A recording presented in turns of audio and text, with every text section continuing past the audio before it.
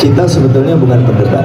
Kalau Mas Joko perhatikan cara saya bertanya, itu murni bertanya yang ingin mendengar lebih dalam. Jadi sama sekali tidak ada niat untuk misalnya ngetes atau jebak sama sekali. Itu dari cara saya bertanya. Nah, sehingga begitu Mas Lutfi menjawab pun saya justru menyampaikan terima kasih karena program-programnya sangat bagus dan menurut saya itu juga perlu untuk menjadi masukan kami. Karena benar-benar kami melihatnya sebagai sebuah diskusi, karena dari diskusi ini kita tahu misalnya apa program dari pasangan Mas Lutfi dengan Gus Yassin, sehingga apa yang mungkin kami belum lengkap itu bisa kami lengkapi. Karena siapapun nanti yang jelaskan salah satu dari kita, dan saya yakin ini sangat berguna masukan satu sama lain untuk menambah misalnya kelengkapan program demi program apabila salah satu dari kami terpilih. Demokrasi Indonesia Jawa Tengah menunjukkan tren yang memburuk selama 3 tahun terakhir. 7 dari 10 indikator menunjukkan tren yang menurun. Begitu juga dengan indeks pelayanan publik. 3 tahun terakhir kita melihat tren yang memburuk, yang mungkin disebabkan oleh turunnya penilaian integritas oleh KPK, turunnya indeks demokrasi, maupun turunnya efisiensi perekonomian Jawa Tengah. Dari bidang pendidikan juga begitu. Kita melihat bahwa rata-rata lama sekolah masyarakat Jawa Tengah usia 25 tahun ke atas hari ini masih sekitar 8 tahun. Dan terjadi kesenjangan yang cukup menonjol, di mana satu kota bahkan punya rata-rata lama sekolah 11,5 tahun, sementara di lain sisi ada kabupaten yang rata-rata lama sekolahnya baru mencapai 6,4 tahun. Hal ini sangat penting bagi siapapun calon gubernur, wakil gubernur yang akan menjabat di periode 2024-2029.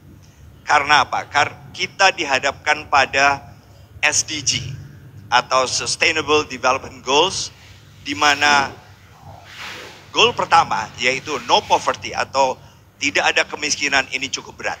Kita masih punya 10,47% rakyat miskin, dan itu harus bisa ditekan sampai dengan 0 kalau kita memang ingin mengawal sampai dengan akhir periode 2029.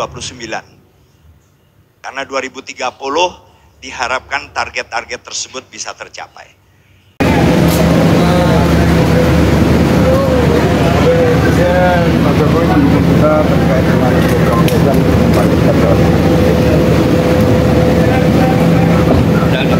Jawa Tengah bukan hanya tempat kami untuk mudik, tetapi Jawa Tengah adalah rumah kami. Sehingga visi kami adalah Jawa Tengah maju berkelanjutan menuju Indonesia Emas 2045. Maju adalah tujuan kita bersama. 2045 adalah tujuan nasional. Itu bisa tercapai manakala pemerintah pusat, daerah, para akademisi, kelompok masyarakat, kemudian semuanya terintegrasi dengan membangun Jawa Tengah dengan hati. Itu semua bisa terlaksana manakala tata kelola pemerintahan yang bersih dan baik. Ditunjang adanya kepemimpinan yang memasyarakat, pemimpin yang tahu masalah dan bisa menyelesaikan masalah. Itulah ngopeni dan ngelakoni. Ngopeni adalah memberikan pelayanan yang terbaik kepada masyarakat, sebagaimana pernah dicontohkan oleh Presiden yang ke-7, yaitu Bapak Joko Widodo mendukung kami. Ngelakoni adalah bisa menyelesaikan permasalahan masyarakat, ada di tengah-tengah masyarakat, selalu tahu penderitaan masyarakat, sebagaimana diperintahkan oleh Presiden Republik Indonesia Bapak Prabowo Subianto kepada saya untuk ngopeni dan ngelakoni di Jawa Tengah. Jika Anda terpilih sebagai gubernur dan wakil gubernur Jateng, apa yang Anda lakukan dalam membangun kemitraan dengan pemerintah pusat, pemerintah kabupaten kota, dan sektor private? SDGs adalah merupakan kesepakatan daripada PBB terkait dengan pembangunan yang berkelanjutan. Dan ini diteruskan dengan kebijakan oleh Bapak Presiden Joko Widodo saat itu dengan adanya Peraturan Presiden Nomor 59 2017. Kemudian apa yang kita lakukan? Di sana seperti yang disampaikan oleh 01 masih ada kemiskinan kita 10,47% masyarakat Jawa Tengah miskin.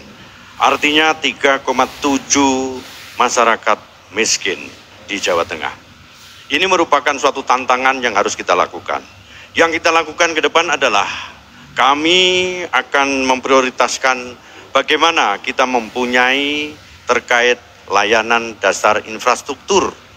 Layanan dasar infrastruktur yang pertama, bahwa di Jawa Tengah masih kurang 1,8 juta rumah kurang layak huni.